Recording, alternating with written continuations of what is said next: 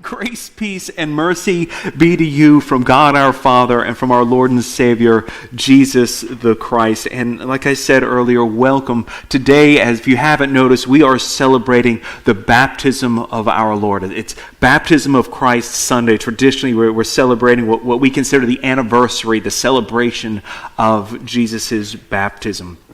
But, as a Lutheran, one of the things that I love about our tradition, one of the things that I love about our church is something that we have called sola scriptura. Have you guys heard of this? It means scripture alone. It's this idea that was developed largely by Martin Luther, even though there's some people before him that had this idea, but it was like the main sounding board for the entire Reformation. It's the basic idea of it is that everything that a church does and believes needs to be based in Scripture. And if it's not something that isn't in there, then it isn't really something that the church needs to be doing. For example, there is nothing in Scripture that says that you can purchase the good deeds of other people. And yet, this was the foundation for the selling of indulgences. You did something good, I can buy that from you, and it goes on my account. That's not scriptural, and it doesn't work. So we, as Lutherans, we don't buy indulgences. We don't do it because the Bible doesn't say do it. And so it's this safeguard for us. It keeps us in line with Scripture. So, in other words, Luther argued that everything that we say and do as a church has to be grounded in the very teachings that God gave us and the teachings of the God that we claim to serve. And when God tells us to do something, and He's very direct about it, in the church we call those things sacraments. And almost every Protestant church has at least two, and normally it's the same two. It's communion, which we celebrate here every Sunday, and baptism. And God tells us that we're to remember His sacrifice and His death on the cross, the means by which our salvation was won through the practice of Holy Communion. That is why we do it. It serves as a constant reminder to keep us focused that Jesus, His blood and body were broken for us. And so we celebrate that, and we must be baptized.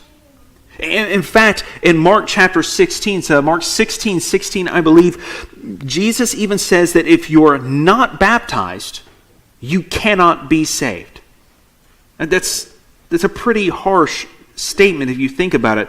This is why God also commands us to bring as many people as humanly possible into baptism, into giving their lives over to Christ, because if we don't, then they don't have eternity with God. They will not be saved unless they are baptized, and they won't be baptized unless they've heard it and someone tells them that. And this, again, is why Christ Himself says they cannot be saved. But baptism is an interesting thing, I think, in a tradition like ours, because I think for us and for so often in more liturgical churches, the impact of baptism is sometimes lost. It sometimes becomes the thing that we do for infants, for small children, but for us as adults, sometimes I think we lose sight of what God was trying to accomplish in this thing. I think we've forgotten sometimes that impact of it has, and why Jesus says, look, your salvation depends on it. And this is why I'm glad that every year we set aside just one Sunday just to talk about baptism, to talk about what's accomplished here. But to really understand what baptism is, you can't start with Jesus. In fact, you've got to begin your story with a man by the name of John the Baptist, who we read about earlier today. The Bible says that John was the last of the great prophets, these men who were used by God to bring people back into a right relationship with God. If you're not familiar with this, think of them as marriage counselors for God. They come in, they intervene, they try and make this relationship right. The only thing is that God was always perfect, and He was always honest and faithful in that relationship, and we're the ones who needed correcting. They're the mouthpiece of God. And this is what John was out there doing. He was trying to restore people into this relationship with God. But there's something about John's message that was different from all of the other prophets. He's not simply calling us to repent and to get into that relationship again. He doesn't tell anyone like the prophets of old did to put on sackcloth and cover themselves with ashes and just show that this repentance and this change of life they've had. In fact, Scripture foretells us, it tells us ahead of time that John's going to come and he's going to have a very specific mission to carry out. And we see this a little bit before in some of our readings, but it appears in Isaiah, the 40th chapter. It reads this about John 700 years before John was born, which again is amazing to me. It says, John is a voice of one calling out in the wilderness, prepare the way for the Lord. Make straight the paths for him. Every valley needs to be filled in. Every mountain and hill made low. The crooked paths need to become straight. Rough ways need to be made smooth. And all people will see God's salvation. Scripture is very clear, and it had been for centuries, that if we listen to what John is preaching, it's going to prepare us to receive God. And the paths that need to be corrected aren't physical roads, but as we see in his preaching, they're matters of our heart, matters of our character. And unless we take to heart what John's message says, Scripture tells us that it's going to be a difficult road for God, and we wouldn't be prepared to receive him. And what is John's message then? He says, don't simply repent for what you've done. Don't simply say, I'm sorry that I sinned. And he said, don't just simply assume that because you're Jewish or you're a certain bloodline or a denomination, or that you go to church every Sunday, that you're automatically a person for God or even in a right relationship with God. Don't assume that just because you go to church, or don't assume that just because you went to Bible study that you're even Christian, is what John is saying if you read it. Instead, he says, realize that the toll of your sins, the toll that your sins are taking on your life, on your relationship with other people, on your relationship with God. He says that when we welcome evil into our lives, it's like a poison to us. And it's harder and harder to stop it. It's like smoking. You know, it feels good at once, but it's addictive and it kills you. So for you smokers in the audience. So his message isn't simply repentance, but it's to earnestly seek change in your life. This is what it means in our readings for this morning when he urges us to bear fruit worthy of repentance. And every tree that doesn't bear good fruit will be cut down because it's not had that life change. It's not seen what God can do. And so he tells the tax collectors to stop cheating people, the soldiers to stop forced labor. Don't simply apologize for what you've done, but cut those things out of your life that are causing you to sin, because if you don't seek change, it also will determine who you are.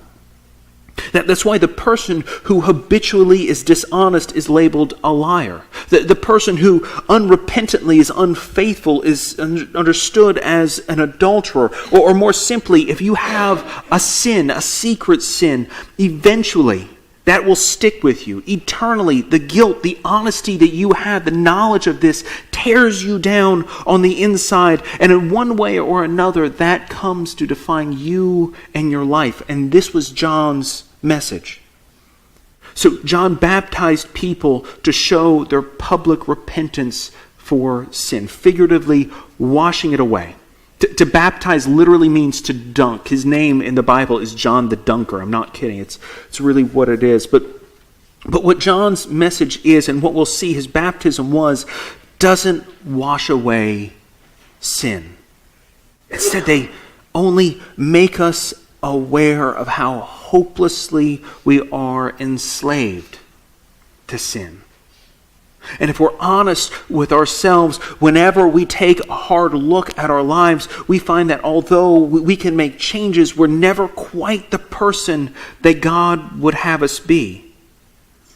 We always have sin. We just can't seem to escape it. And this is the exact preparation our hearts needed in order to receive Christ. The knowledge that we are in bondage to sin, that we are slaves to it, that we can't escape it, to instill in us this desire to change the person we are into the person that God has called us to be, created us to be. Because we are hopelessly sinful, and the baptism that John was offering was only able to show our repentance.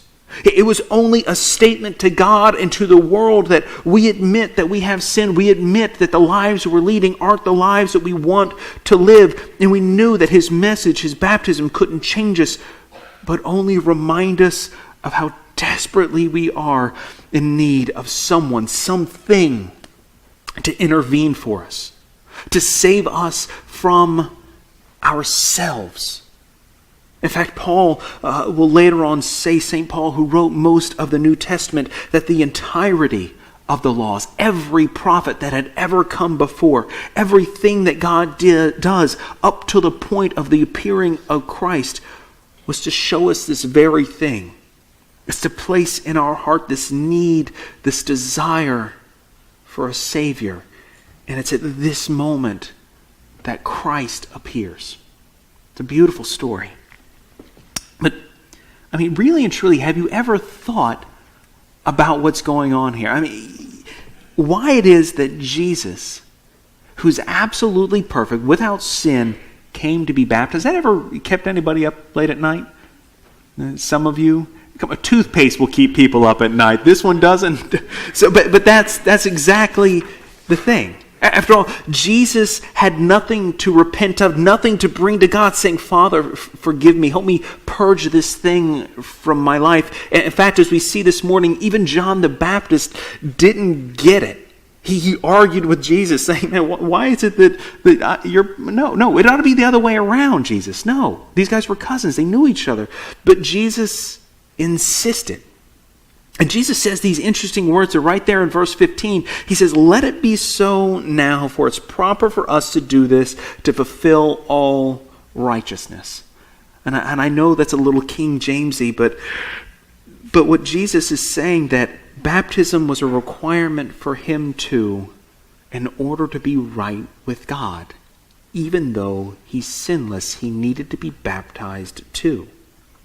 And when he is baptized, God, the Father himself, speaks and says, this is my beloved Son, in whom I am well pleased. And the Holy Spirit descends upon him. This is no ordinary baptism that Jesus receives.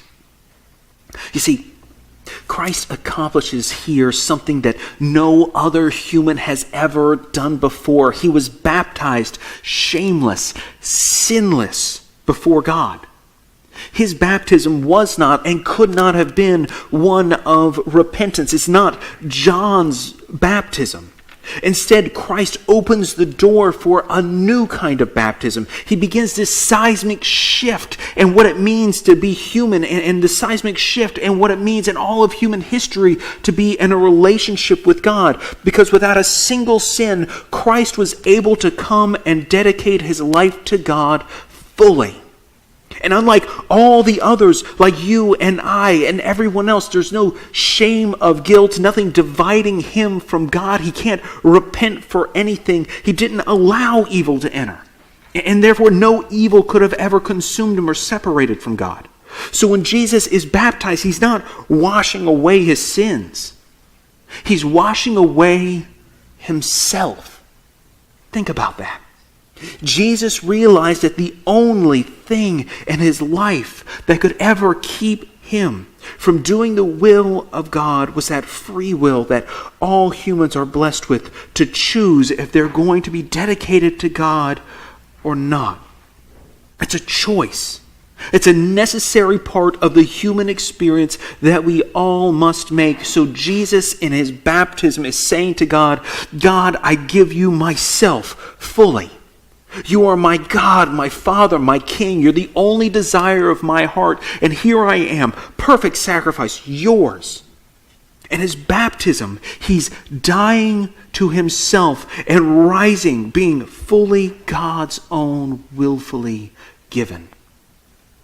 And it's only after this act that Jesus was even able to begin his ministry. You guys realize that every single gospel account says the exact same thing. It was only after Jesus was baptized that he preached his first sermon. Only after he was baptized that he performed his first miracle. Only after he went through and gave his life to God that God started using his life for him. It is a beautiful image and a statement of what baptism truly is, because his baptism was the first step he took towards the cross. And this act redefined our baptism forever.